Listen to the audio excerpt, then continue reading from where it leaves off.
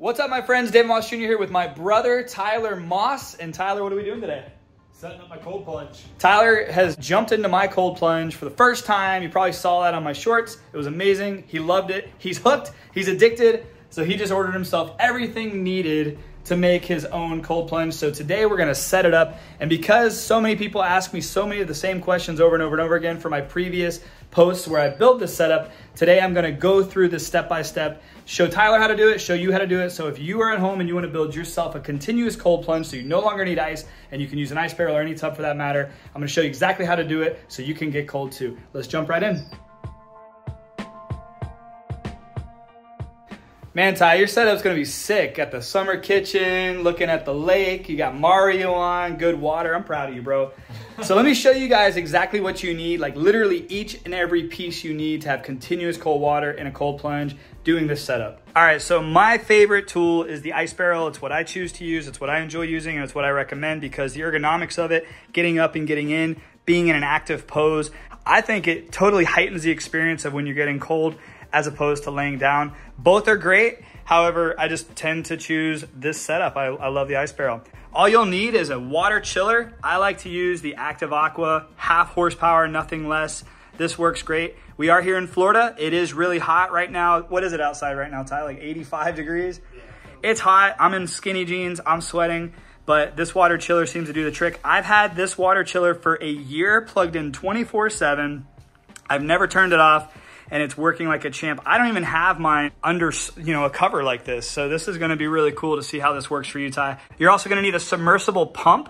This is a 1,110 gallon per hour pump. This thing works great. It is a submersible pump. It does go in the barrel. I have seen people do external pumps where it comes out of the spigot here. However, I don't believe the water can come out as fast as it really needs to pump the water and chill it as fast. So I recommend the submersible pump. I know everybody has their opinions, but that's what I've used and I had no issues with it. So the Active Aqua submersible pump has been working great.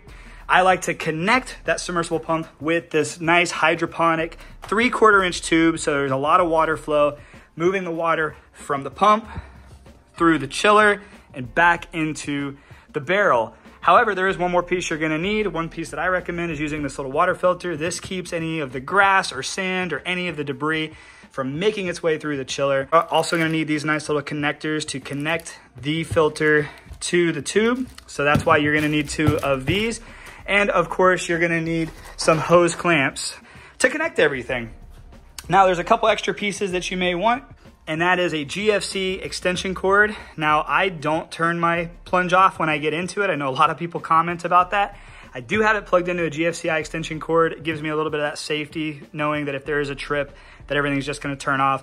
But Tyler has his plug right here, so it might be easy if he wants to just unplug it while he gets in. However, I recommend using a GFCI extension cord. Tyler has stepped up and he got the hydrogen peroxide food grade. Always recommend putting some of this in your water. It helps keep your water sterile and clean. He also stepped up for the UV sterilization pump. So this is gonna help just keep the water circulating through a UV sterilization light. So that'll kill anything that might potentially grow in this thing. So Tyler, you're gonna have some nice clean cold water here in a second, but let's get this set up. So a couple tools you're gonna need to do this setup is a nice little drill. I like to use Ryobi drills, use whatever drill you want. You're also gonna need this Forstner bit set. This is what I use. I know there's probably other tools you can use, but you're gonna wanna use your 1-inch bit head, whatever the heck it's called. Bit head, that sounds right. Yeah, a bit head. And that's for drilling the holes into the top of your ice barrel. And you'll just need a flathead screwdriver, and that is to tighten the hose clamp. Now I got my drill bit ready. Let's go figure out exactly where we wanna put these hoses.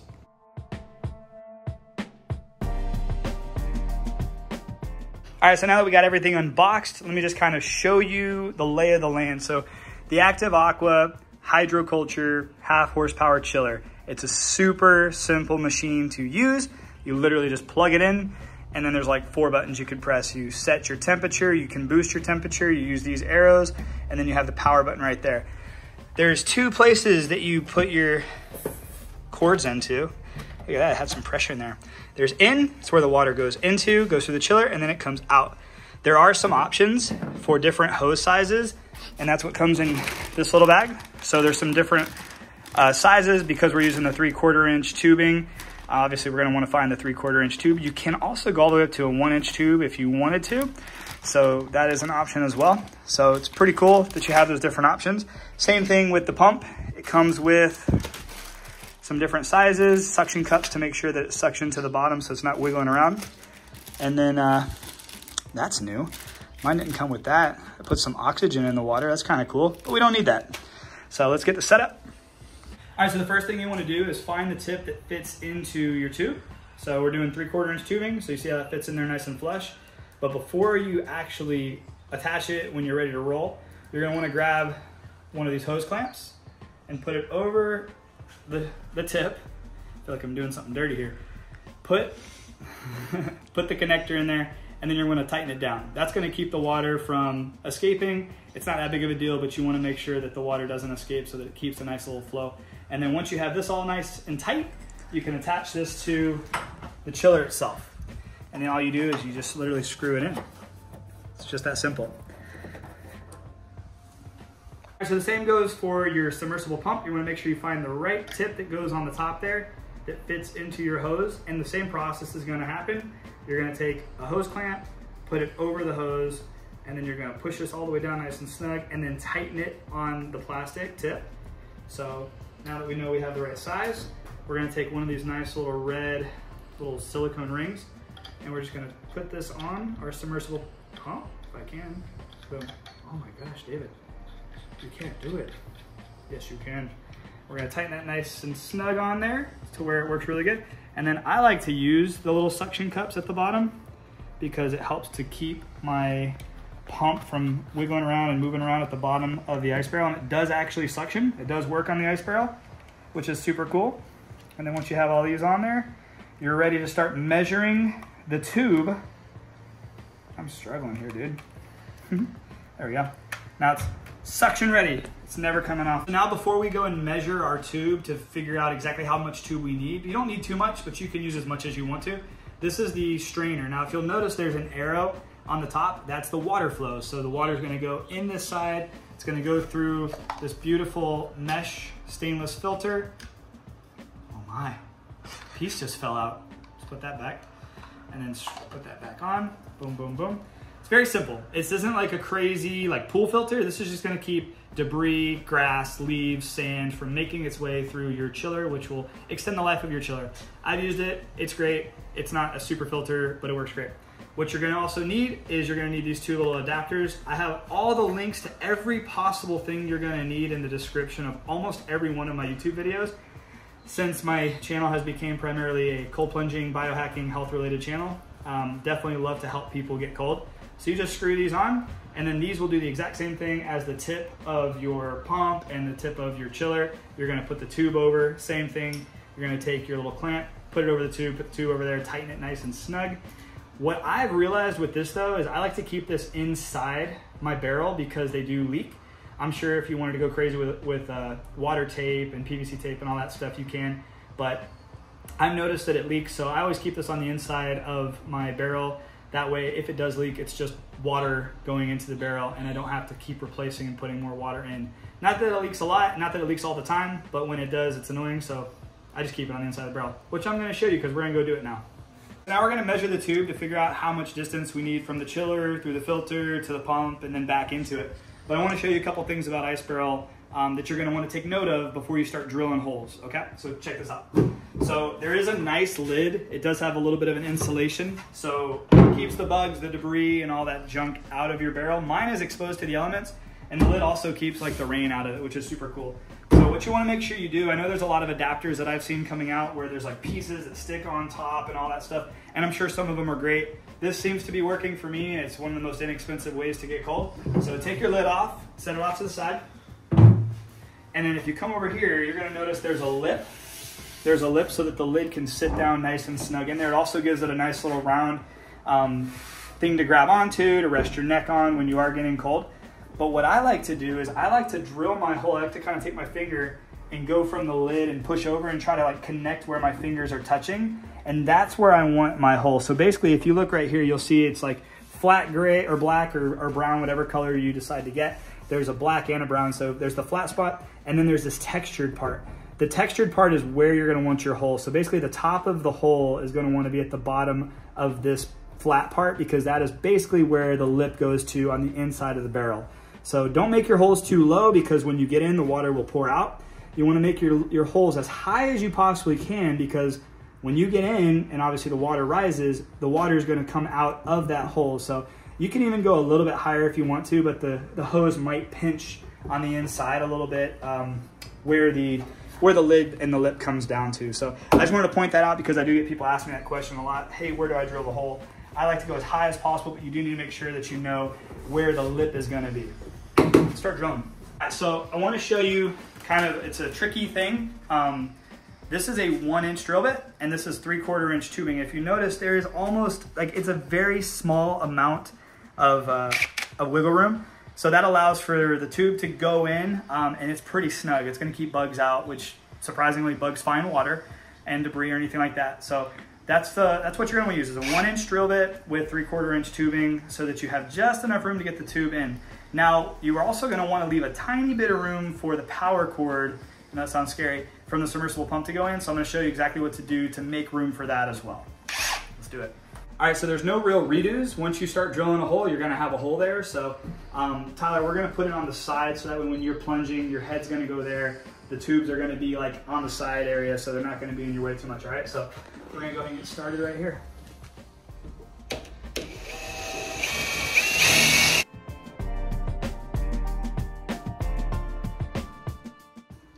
Beautiful. Boom, boom. Hello.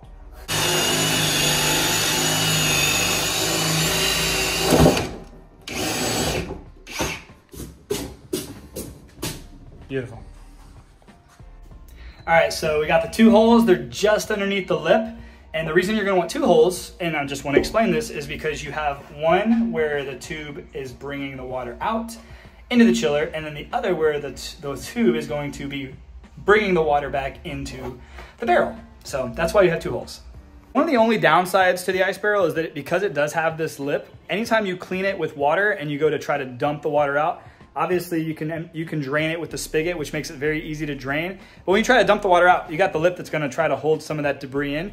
So when you do this DIY cold plunge setup like I'm doing here, and you drill these 2 holes in here, it makes it a lot easier to clean, especially when you start getting in and out a lot and you start getting some sand accumulating at the bottom.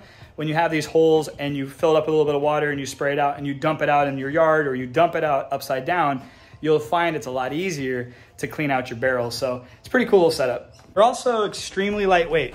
Like, they're not heavy at all. I know they look like they're heavy. I thought they were gonna be heavy, but they're not heavy at all. One-handed, carrying it out, and no, I'm not a very strong man. All right, so the first thing you're gonna wanna do, you can do this a couple ways. You can get a tape measure and be super, super analytical, or you can just kind of measure it with your hand. That's what I've always done. So you take your hose, kind of push it to the bottom of the barrel, kind of where your submersible pump's gonna be. And then you figure out how much distance there is between there. You don't want a ton of slack. So I'm gonna cut it right here. This is gonna be the distance between the submersible pump and the filter. So the pump is gonna suck the water up and the filter is going to filter the water, and then the water is gonna go into the chiller. You'll see all this in a second, but this is where I'm gonna cut it. So we're gonna cut our tube. Good pair of scissors will cut it real easily. And this is how simple this is. You take your tube, you take your clamp, you put it over, you grab your little flathead, you literally kind of pull it up by like a very small amount, and you just tighten it down. You get it to work. There we go. And you tighten it pretty good. It doesn't have to be like insanely tight, but you just want to keep it from coming off. Now it's on there nice and snug. Oh no, I told you this wasn't ever gonna come off. There we go. Beautiful. And then you take this and just drop it on in. And you can adjust like where it's at in there, but once you get everything situated and water in there, it'll be nice. And then that's basically where your pump's gonna be. So earlier I mentioned that I was going to show you what to do about getting your plug to go through. I failed to video that. So what you do is you just kind of take it at an angle and just pull one little corner, because these plugs have a little bit of a corner to them, and then it should just fit right through. And pull your plug all the way through. And what's cool is when you put your tube through, it should hold your cord pretty snug. And you want to keep your cord from moving around. That's the one thing, obviously, when you have electricity in water, is you want to make sure that it's not like being kicked around or you have some sharp objects poking it or moving it around. Keep it nice and secure, so it should keep it nice and secure. But also, if you're skeptical, and I would recommend doing this, just unplug the entire unit when you do cold plunge. Safety first, always be safe. All right, so the next thing you're going to measure is the distance between the in part of your chiller and your barrel. You can have a little bit more slack on this part, but you want to make sure it doesn't go straight to the barrel. You want a little bit going in because that's where you're going to connect this tube to your filter. So we got our little hose clamp on the tube. We're going to put it on the in part, and then we're going to rotate this. This is where you want it to be somewhat snug, because you don't want water just pouring out here. So make it nice and snug. Tighten it down pretty good, keeping the water out. Make sure this is nice and snug as well. And then this part's done. Now we're gonna take this tube and we're gonna just push it through the hole that has your submersible pump cord in it. And then this is where we're going to connect our filter. Now remember, make sure you look for the arrow. You wanna make sure the water is flowing towards the chiller, from the pump through the filter towards the chiller. Once you do that, it's gonna look something like this, but we're gonna put our hose clamps on here. But before we do that, let's make sure that we got the right size and everything's all good. And everything is all good indeed. I'm gonna get the hose clamps and I'll show you a close-up on what it should look like inside the barrel. All right, so we're gonna take our tube, put our clamp around the tube. We're gonna make sure that the arrow is facing towards the chiller. We're gonna put that in there nice and snug. Get our little screwdriver here. And we're gonna tighten this little guy down. And then we're gonna do the exact same thing on the opposite side. Now this is where you can kind of manipulate what you want your tube to do, because they come a little bit kind of pre-twisted. So like I like to twist my tube to where it's gonna go towards the barrel, so it's not sitting out in my lap when I'm plunging. So you see how that kind of twisted? Can you see with the black? It's very difficult, but you get the picture. And then you tighten this thing nice and snug. It's on there nice and snug. So you can kind of see that once you get this all beautifully in there, I'm just gonna tighten this one a little bit, because you can really manipulate this cord to where it's not in your way.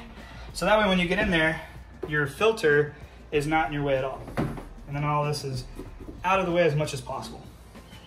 That part's done.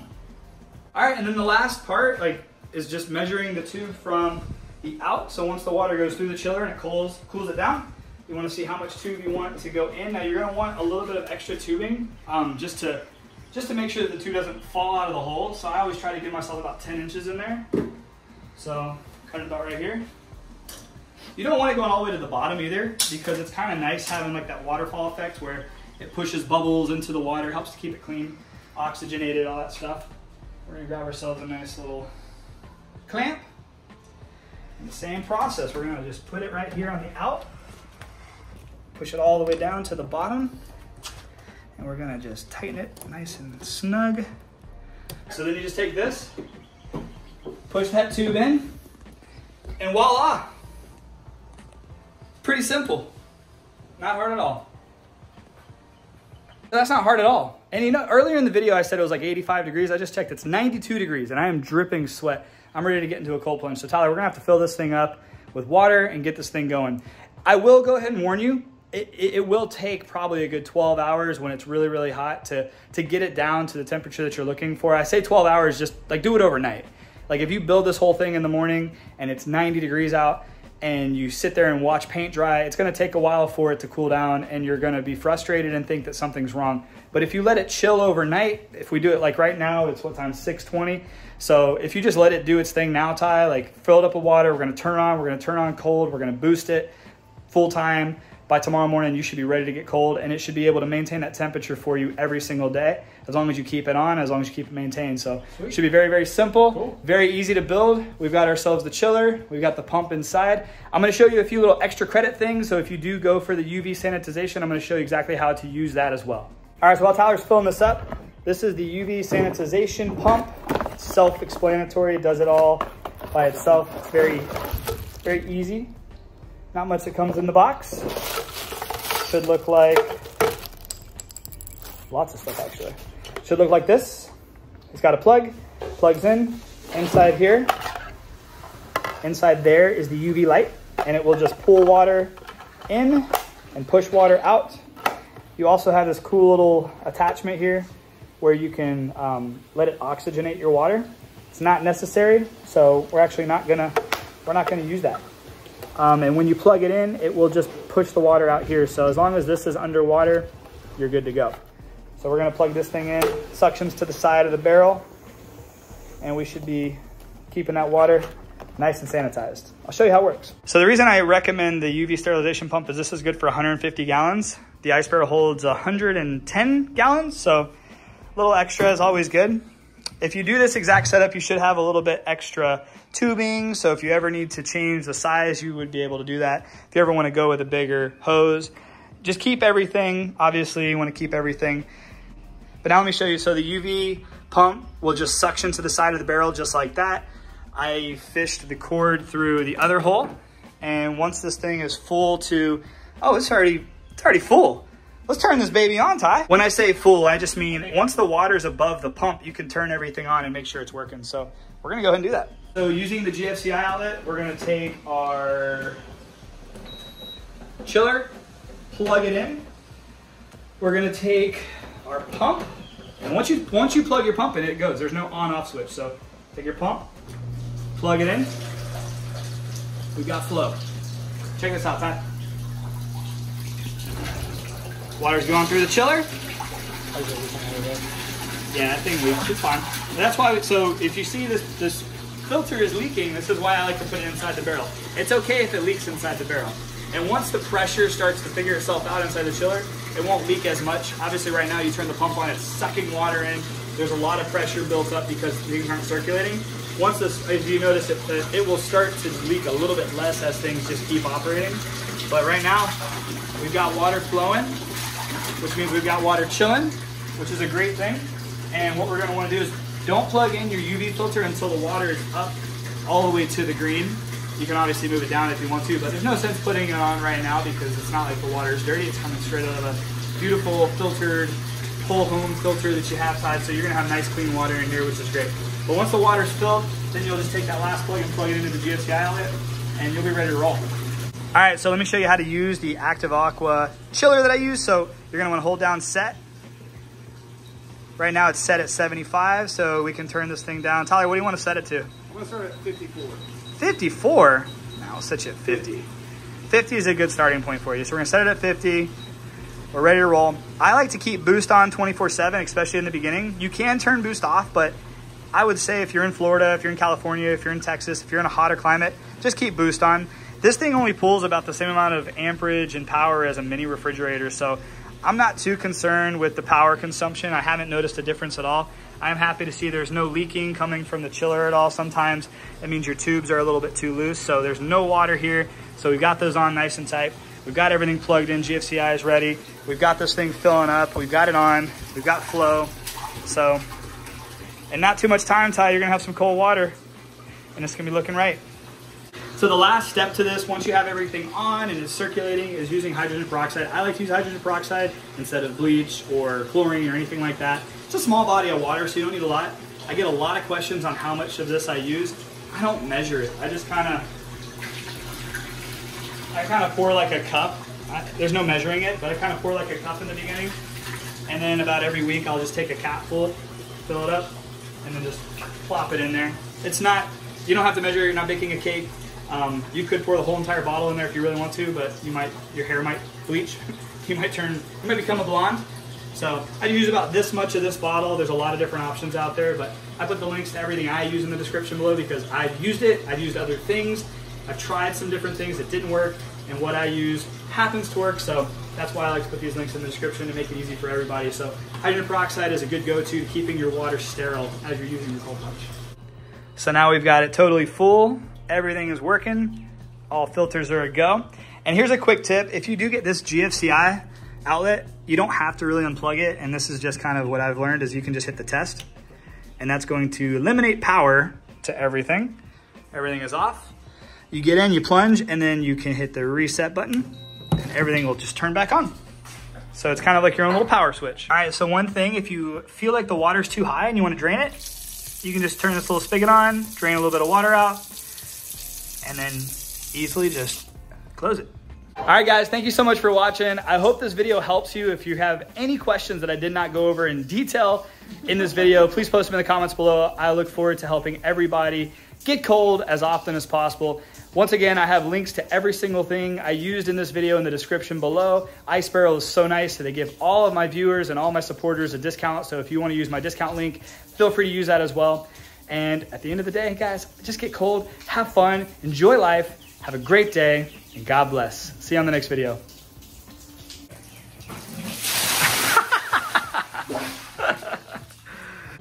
Hey guys, thank you so much for watching. Now before you go, I get a lot of questions asking me how I keep all my cold plunges clean. So I wanted to go ahead and post that video right here. So before you go, if you have a cold plunge or you're interested in getting one, make sure you check this video out right here.